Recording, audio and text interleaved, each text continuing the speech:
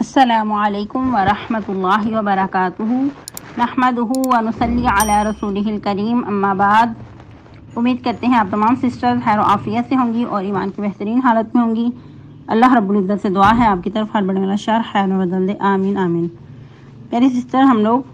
سورۃ المائدہ کی آیت مبارکہ 64 کی تفسیر کر رہے تھے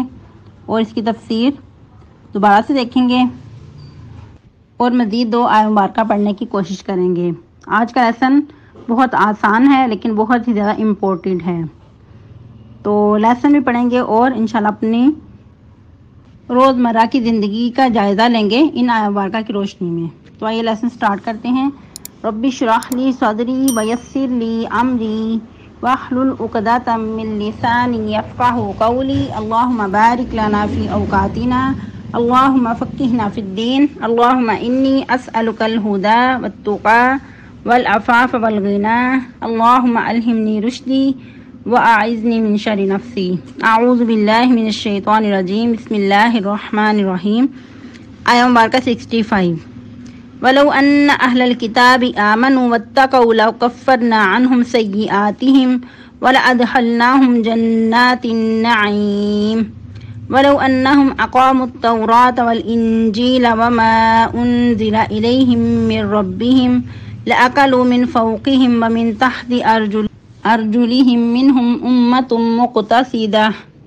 وَكَثِيرٌ مِنْهُمْ سَاءَ مَا يَعْمَلُونَ۔ ٹرانسلیشن۔ وَلَوْ أَنَّ أَهْلَ الْكِتَابِ آمَنُوا، اور اگر بے شک اہل کتاب ایمان لے آتے، وَاتَّقَوْا اور پرہیزگاری اختیار کرتے، لَكَفَّرْنَا عَنْهُمْ سَيِّئَاتِهِمْ البتہ ہم ضرور دور کرتے ان سے ان کی برائیاں، وَلَأَدْخَلْنَاهُمْ اور البتہ ہم ضرور داخل کرتے ان کو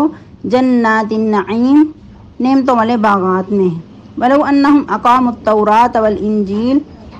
اور اگر بے شک وہ قائم کرتے تورات اور انجیل کو، وما انزل الیہم اور جو کچھ اتارا گیا طرف ان کی، من ربہم ان کے رب کی طرف سے، لأکلوا من فوقہم البتہ وہ کھاتے اپنے اوپر سے، ومن تحت ارجلہم اور اپنے پاؤں کے نیچے سے، منہم امۃ مقتصدہ بعض ان میں سے ایک امت میانہ رو ہے، یا ایسے بھی پڑھ سکتے ہیں ان میں سے ایک جماعت معتدل ہے۔ وَكَثِيرٌ مِّنْهُمْ سَاءَ مَا يَعْمَلُونَ اور بہت سے ان میں سے ایسے ہیں کہ برا ہے جو کچھ وہ اعمال کر رہے ہیں۔ تفسیر آیت مبارکہ 65 سے اور ساتھ میں 64 کو بھی لے کے چلیں گے۔ جیسا کہ اللہ رب العزت فرما رہی ہیں، وَقَالَتِ الْيَهُودُ يَدُ اللَّهِ مَغْلُولَةٌ کہ یہود نے کیا کہا کہ اللہ کے ہاتھ بندھے ہوئے ہیں، استغفر اللہ، کہ یہ یہود اپنی گمراہی میں اتنا بڑھ چکے تھے کہ ان کو اللہ کے احترام، اللہ کی جو عزت اکرام ہے اس کا بھی کوئی لحاظ نہ رہا، تو اللہ رب العزت کے بارے میں بھی انہوں نے اس طرح کی جو نازیبا الفاظ سے وہ کہنے میں کوئی جھجک محسوس نہ کی۔ تو اللہ رب العزت نے اپنی بڑائی بیان کرتے ہوئے کیا فرمایا، بل یداہ مبسوطتان ینفق کیف یشاء کہ اللہ کے دونوں ہاتھ ہی پھیلے ہوئے ہیں، وسیع ہیں، وہ جس طرح چاہتا ہے خرچ کرتا ہے۔ اور پھر ایسے لوگوں کی جو گمراہی ہے وہ مزید بہت آگے بڑھ چکی ہے، جو کچھ یعنی کہ اللہ کی طرف سے نازل کرتا ہے وہ اپنی سرکشی اور کفر میں مزید بڑھتے جا رہے ہیں، اور پھر ان کا نتیجہ مزید کیا ہوا کہ اللہ نے ان کے دلوں میں عداوت اور بغض رکھ دی قیامت کے دن تک کے لیے۔ پھر مزید فرمایا، کلما اوقدوا نارا للحرب اطفأها اللہ جب کبھی بھی یہ آگ جلانا چاہتے ہیں جنگ کے لیے تو اللہ تعالیٰ ان کی آگ کو بجھا دیتے ہیں، اور وہ مزید زمین میں فساد کرنے کے لیے دوڑ دھوپ کرتے ہیں، حالانکہ اللہ رب العزت ایسے مفسد لوگوں کو دوست نہیں رکھتے۔ یہ اللہ رب العزت کا فضل و کرم ہے کہ جس طرح یہودیت دنیا پہ مسلط ہے، چھائی ہوئی ہے، اور ہمیشہ یہ لگائی بجائی میں ہی لگے رہتے ہیں، اور صحابہ کرام رضی اللہ تعالیٰ عنہم کی بھی زندگیوں کو دیکھا جائے تو سب سے زیادہ جو نقصان ہے یہود نے ہی کیا، اور آپ صلی اللہ علیہ وسلم کو بھی نقصان پہنچانے میں یہی پیش تھے۔ بار بار ان کا یہی ہوتا کہ کوئی موقع ہاتھ سے نہ جانے پائے، اور آپ صلی اللہ علیہ وسلم کی زندگی کو ختم کرنے کے در پہ رہتے۔ کبھی یہ لوگ آپ صلی اللہ علیہ وسلم کے اوپر باری پتھر پھینکنے کی کوشش کرتے، کبھی کسی چیز میں زہر ملا کر دینے کی کوشش کرتے، جس طرح کہ پہلے بھی آپ لوگ واقعہ پڑھ چکے ہیں کہ یہود میں سے کسی نے آپ صلی اللہ علیہ وسلم کی دعوت کی، آپ صلی اللہ علیہ وسلم نے ان کی دعوت کو قبول کیا، اور جب وہاں گئے تو کھانا کھاتے وقت وہ جو بکری کا گوشت تھا اس میں سے آواز آئی کہ میرے اندر زہر ملایا گیا ہے۔ اور یہ لوگ کیسے لوگ تھے کہ ان کو یہ بھی پتا تھا کہ نبی صلی اللہ علیہ وسلم کو دستی کا جو گوشت ہے وہ بہت پسند ہے، تو انہوں نے وہی پیش کیا۔ آپ صلی اللہ علیہ وسلم کی جو پسندیدہ غذا تھی اس کو سامنے رکھتے ہوئے اس کا استعمال کیا غلط کام کے لیے، یعنی کہ اس کے اندر زہر ملا کے آپ صلی اللہ علیہ وسلم کے سامنے پیش کیا۔ تو اس کے بعد پھر نبی صلی اللہ علیہ وسلم نے یہود کو بلایا اور کہا کہ کیا تم نے ایسا کیا تھا؟ تو انہوں نے اپنی بات کا، اپنے جرم کا اعتراف کیا۔ تو پھر آپ صلی اللہ علیہ وسلم نے پوچھا کہ تم نے ایسا کیوں کیا تھا؟ تو کہنے لگے کہ ہمیں یہ تھا کہ اگر آپ سچے نبی ہوئے تو اللہ رب العزت خود ہی حفاظت فرمائیں گے، نجات پا جائیں گے۔ اگر آپ جھوٹے ہوئے تو پھر یقیناً ہم اپنی سازش میں، اپنے کام میں پورے ہوں گے اور ہمیں آپ سے نجات مل جائے گی۔ تو یہ اس قسم کی سازشیں تھیں، لیکن اللہ رب العزت نبی صلی اللہ علیہ وسلم کو ان کی سازشوں سے ہمیشہ بچاتے آ رہے تھے، جیسا کہ قرآن مجید میں ہی ایک مقام پہ اللہ رب العزت فرماتے ہیں واللہ یعصمک من الناس، کہ اللہ تعالیٰ تمہیں لوگوں سے بچاتے آ رہے ہیں۔ سبحان اللہ، یہ اللہ رب العزت کا کمال فضل و کرم تھا، اور اپنے نبی صلی اللہ علیہ وسلم پہ کمال کا شفقت کا انداز تھا کہ لوگوں نے کیا کیا سازشیں کی۔ کہیں مشرکین نے آپ صلی اللہ علیہ وسلم کے سر مبارک کے لیے 100 اونٹوں کی جو یعنی کہ انعام ہے وہ رکھ دیا، کہیں کچھ، لیکن اللہ رب العزت خود ہی حفاظت کرتے آ رہے تھے۔ اور یہ اللہ رب العزت کا وعدہ ہے کہ اللہ رب العزت مومنین کو ضرور نجات دیتے ہیں۔ جب انسان اللہ کے لیے سچا ہو جاتا ہے تو واقعی اللہ کی مدد نازل ہوتی ہے۔ تو یہی وجہ ہے کہ یہودیت ایسی مسلط ہے، یہ لوگ دنیا پہ چھائے ہوئے ہیں، اور صحابہ کرام رضی اللہ تعالیٰ عنہ کے زمانہ مبارک میں بھی ان لوگوں نے بہت کوششیں کی، بہت ان لوگوں مسلمانوں کے خلاف سازشیں کی، لیکن اللہ رب العزت اپنے نیک بندوں کی مدد کرتے رہے۔ اور جیسا کہ کل بھی بتایا گیا کہ جنگوں میں بھی یہ کہیں نہ کہیں لگائی بجائی کرتے رہتے تھے کہ مزید جنگ بڑھ کے، لیکن اللہ رب العزت کے فضل و کرم سے اللہ تعالیٰ اپنے بندوں کو غلبہ عطا کرتے تھے، فتح و نصرت سے ہمکنار کرتے تھے۔ جس طرح کہ اگر آپ لوگوں کو یاد ہو، جو بہنیں منتخب سورہ مبارکہ پڑھ چکی ہیں، جب انہوں نے سورہ احزاب پڑھی تھی اس کی تفسیر میں بتایا گیا تھا کہ اس وقت صحابہ کرام رضی اللہ تعالیٰ عنہ پہ کیسے حالات پیش آئے تھے۔ 1 مہینے تک مدینہ کا محاصرہ کیے رکھے، اور عموماً کیا ہوتا ہے کہ ایک قبیلے کے ساتھ یا ایک گروہ کے ساتھ سامنا ہوتا ہے جنگ کے موقع پہ، لیکن ادھر معاملہ کیا تھا کہ ہر طرف سے فوجیں چڑھ آئی تھیں، اسی لیے اس جنگ کو جنگ احزاب کہا جاتا تھا، اور مختلف قبیلے مل کر اس کام کے لیے پیش تھے، اور یہاں تک کہ جو مکہ کے لوگ تھے وہ بھی ساتھ مل گئے تھے، اور پھر مزید جن کے ساتھ خلیفانہ تعلق تھے، جن لوگوں نے اپنی جان کی قسمیں کھائی تھیں، وہ لوگ بھی اس وقت پھر دشمنوں کے ساتھ مل کر مزید جنگ کے لیے تیار تھے۔ لیکن اللہ رب العزت نے اس وقت بھی اپنے بندوں کی کیسے مدد کی، لیکن جو جنگ کے حالات تھے وہ ایسے تھے کہ جیسا کہ قرآن نے نقشہ کھینچا اذ زاغت الابصار وبلغت القلوب الحناجر، کہ جب تمہاری آنکھیں پتھرا گئی تھیں اور تمہارے دل خلق کو پہنچ چکے تھے، یعنی کہ یہ حالات پیش آ گئے تھے۔ انسان تھوڑا سا تصور میں بھی لائے کہ اگر ہر طرف سے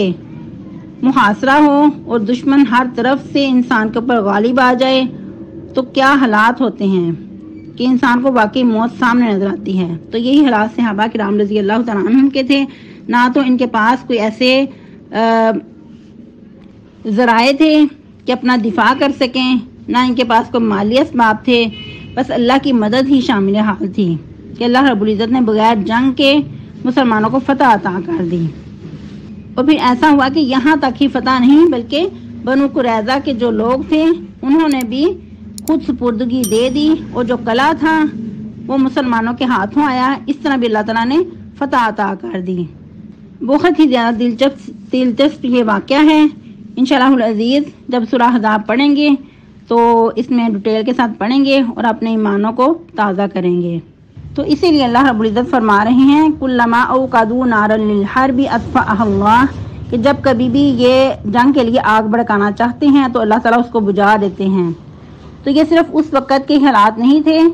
آج بھی یہی حالات ہیں کہ یہ لوگ کسی قسم کی کمی نہیں چھوڑتے، جہاں کہیں کو موقع ملتا ہے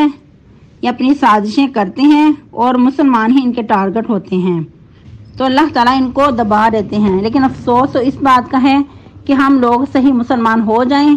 تو یہودیت یقیناً دب کے رہ جائیں، پھر یہودی جو ہیں وہ سر اٹھانے کا قابل نہ رہیں۔ لیکن اس میں قصور ہم لوگوں کا ہے کہ ہم لوگ نام کے مسلمان ہیں، اگر صحیح معنوں میں مسلمان ہو جائیں، کلمہ کا حق ادا کریں، جو کلمے کے تقاضے ہیں ان کو پورا کریں، تو یقیناً آج بھی اللہ کی طرف سے مدد و نصرت قائم ہوگی، اللہ کی طرف سے مدد آئے گی اور فتح مسلمانوں کی ہوگی۔ لیکن ہم لوگ نام کے مسلمان ہیں، کلمہ تو ہم نے پڑھ لیا، کلمے کے نام پہ ملک بھی حاصل کر لیے، لیکن یہ صرف نام کی حد تک، جو دل ہیں وہ اسلام سے بہت دور ہیں۔ بل تؤثرون الحیات الدنیا، دنیا کی محبت دلوں میں بٹھا لی اور جو اپنا مقصد ہے اس سے ہٹ گئے۔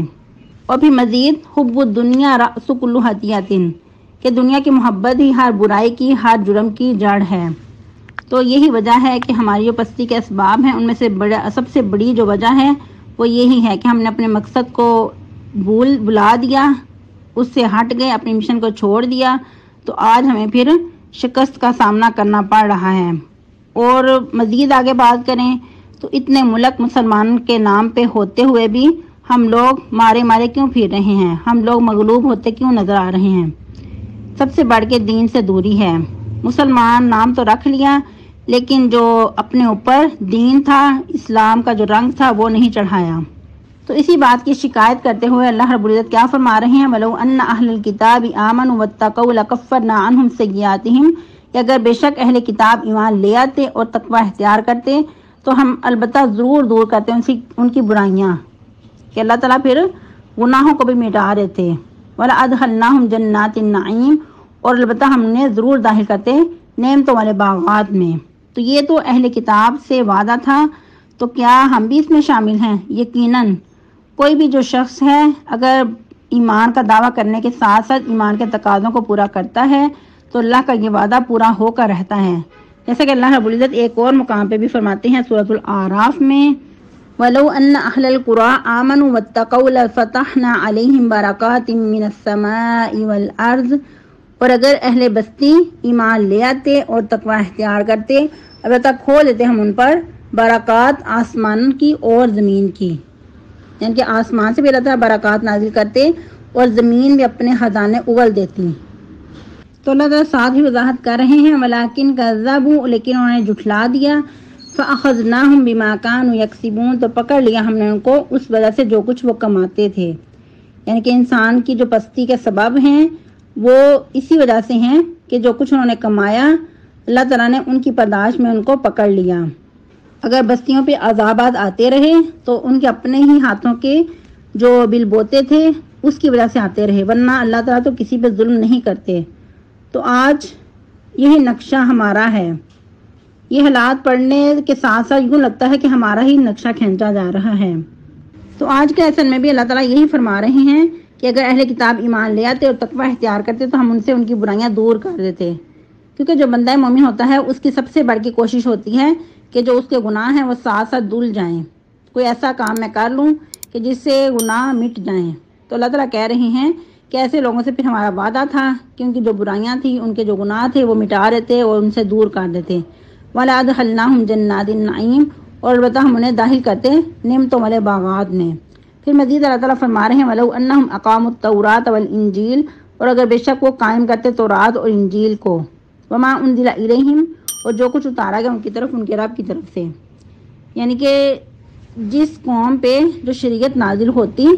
وہ ان کے لیے ضروری تھا کہ اس کو مانتے، اس کو اپنی زندگیوں میں نافذ کرتے۔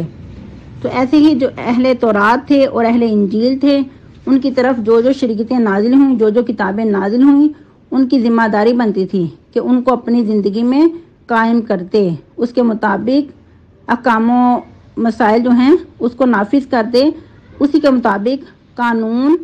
چلاتے۔ لیکن ان لوگوں نے کیا کیا، آپ لوگ بہت پہلے پڑھ چکے ہیں ان کے بارے میں کہ انہوں نے تحریف کی، جو من مانے دین تھے وہ اپنائے۔ پھر یہاں تک ہی نہیں بلکہ جو اس وقت کے لوگ تھے جب ان کے سامنے قرآن مجید نازل ہوا تو ان کی ذمہ داری بنتی تھی کہ اس کو بھی مانتے۔ وما انزل الیہم من ربہم، اور جو کچھ اتارا گیا ان کے رب کی طرف سے، ایک تو تورات انجیل تھی، مزید اور بھی جو شریعتیں تھیں یا احکام و مسائل تھے اس کو بھی مانتے، یا پھر ان کے ہوتے ہوئے اگر قرآن مجید نازل ہوا تو اس کو بھی مانتے۔ اگر اس طرح کر لیتے تو لاکلوا من فوقہم، البتہ وہ کھاتے اپنے اوپر سے، ومن تحت ارجلہم، اپنے پاؤں کے نیچے سے، یعنی کہ اللہ تعالیٰ اتنی برکات نازل کرتے کہ وہ ہر طرف سے فراوانی ہو جاتی رزق کی۔ تو لیکن معاملہ اس کے برعکس تھا، اسی لیے پھر ان پہ ذلت و مسکینی چھا گئی، ذلت و مسکینی ان پہ طاری کر دی گئی، مسلط کر دی گئی۔ تو پھر اللہ تعالیٰ فرماتے ہیں منہم امۃ مقتصدہ، ان میں سے ایک جماعت میانہ روی اختیار کرنے والے ہیں، جیسا کہ عبداللہ بن سلام اور ان کے باقی رفقا وغیرہ۔ لیکن یہ لوگ بہت ہی تھوڑے تھے، چند ایک تھے۔ تو لیکن جب یہ لوگ اسلام کے دائرے میں داخل ہوئے، ان کے ذریعے اسلام کو بہت بڑا غلبہ حاصل ہوا، اسلام کو ان کے ذریعے بہت تقویت حاصل ہوئی، اور بہت سارے مسائل ان کے ذریعے صحابہ کرام رضی اللہ تعالیٰ عنہم کو پتہ چلے۔ پھر مزید اللہ تعالیٰ فرما رہے ہیں وَكَثِيرٌ مِّنْهُمْ سَاءَ مَا يَعْمَلُونَ، اور بہت سارے ایسے ہیں کہ برا ہے جو کچھ وہ اعمال کر رہے ہیں، یعنی کہ اکثریت ان کی برے اعمال کرنے والی ہے، چند ایک ہی تھے جو میانہ روی اختیار کرنے والے تھے۔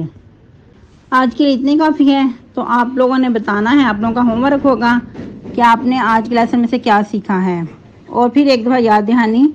کہ پارہ کمپلیٹ ہو رہا ہے، تو آپ لوگ اپنی تفسیر کا جو ٹیسٹ ہے اس کی تیاری جاری ساری رکھیں۔ سبحانک اللہم ربنا و بحمدک نشہد ان لا الہ الا انت نستغفرک ونتوب الیک۔ اور جو بیمار ہیں اسپیشلی ان کے لیے دعا کیجیے گا کہ اللہ تعالیٰ سب کو شفاء کاملہ عاجلہ عطا فرمائے، جیسا کہ آج کل بخار کی وبا بہت زیادہ ہے، اور اس کے بعد پھر جس کو بخار ہوتا ہے ویکنس بھی بہت زیادہ ہو جاتی ہے۔ تو اللہ تعالیٰ سب کے حال پہ رحم کرے، اللہ تعالیٰ ہم سب کو قرآن و حدیث کا صحیح فہم حاصل کرنے اور اس کے مطابق اپنی زندگیوں کو ڈالنے کی توفیق عطا فرمائے، آمین آمین۔ السلام علیکم ورحمۃ اللہ وبرکاتہ۔